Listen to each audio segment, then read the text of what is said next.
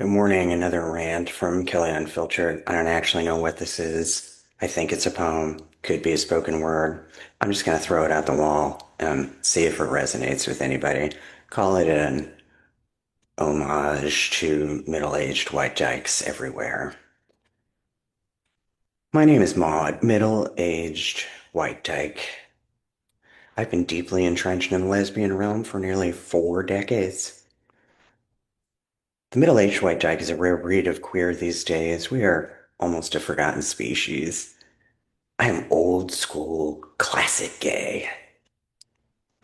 I was there when we were just gay and lesbian, the first division of our kind, and we used to be GLBT before we were LGBT because we dared to raise our fists and ask, why should the boys always get to go first?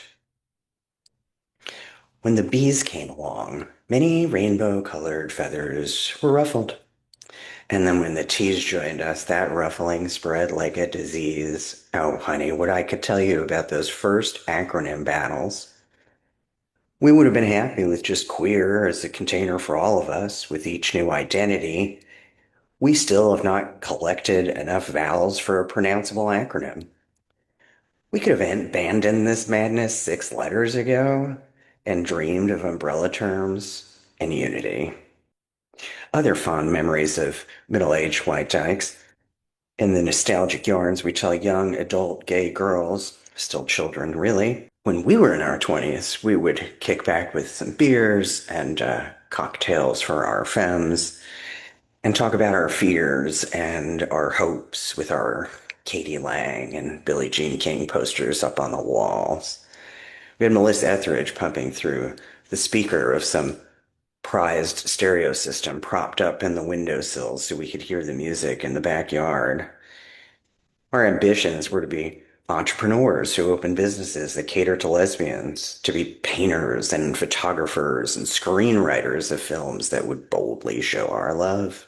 Or we'd move to LA or Berkeley or Hot West Hollywood to become activists, to build our own houses and neighborhoods and communes and learn how to make our own bread and soap and own as many cats and dogs as we could possibly fit under one roof, or buy a horse ranch where we could roam free with the animals on our land.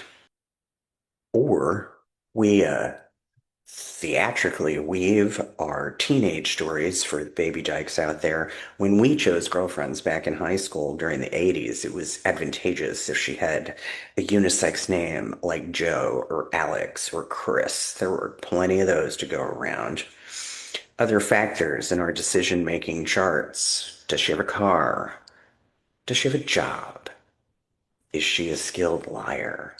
Is her family religious? Is she straight passing? Does she have her own room? And if so, does she have her own phone line so that we can fall asleep and wake up together listening to each other breathe? No one was out then, except for the occasional rogue artist or activist who were then crucified in the court of public opinion, and we abandoned them like a sinking ship. But so we signaled, as queers always have. We wore our double denim and our turquoise and silver jewelry and earrings for our femmes and big belt buckles for those of the butch persuasion. We had our stick and poke tattoos of lambda symbols and pink upside down triangles as we snuck into the movie theater to watch Personal Best over and over.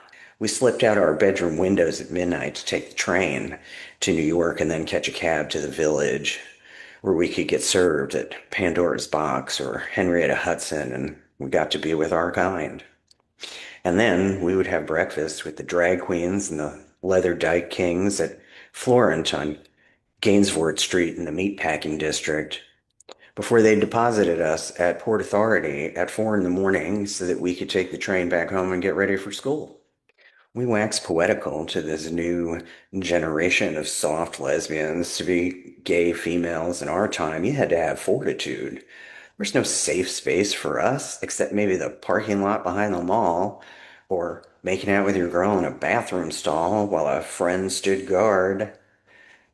We left home at 18 when our girlfriends turned into U-Hauls, and man, we were in our prime then. We were brilliant and beautiful and tenacious, and we were courageous and passionate and lascivious and dramatic.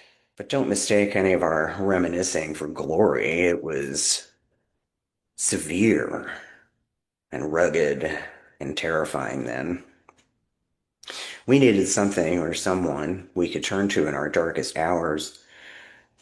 When our fears grew and we didn't know if we would make it through this alive, our doubt and our collective Great Depression, the grief of pining for unattainable lovers, the suppression of our dark admissions, the exhaustion of our guilt, the inability of our expression, our foremothers stepped in and said that our little feelings didn't matter at all, but our actions would, and that it was our job to keep pushing the needle forward to heal them and paint over the scars of their generation and 100 years of their oppression. They said if we thought we had it rough, we should try being Radcliffe Hall or Ann Lister or Jane Addams or Eleanor Roosevelt and Lorena. They gifted us their wisdom and legacy and history and said we needed to pay it forward to you. We tried. Gay girls don't need us today. They think our vocabulary is outdated. They find us old and out of touch. We do not tick-tock our sexuality. We do not know who King Princess is, and we do not speak emoji. We still read hard copy books and go to Indigo Girls concerts, and we are not afraid of life anymore. We sleep in our flannel wear now and wear simple jewelry. And we wear our ripped jeans and old Pride t-shirts to bookstores and coffee shops, and we hold hands in public. And we wear wedding rings, and we remember.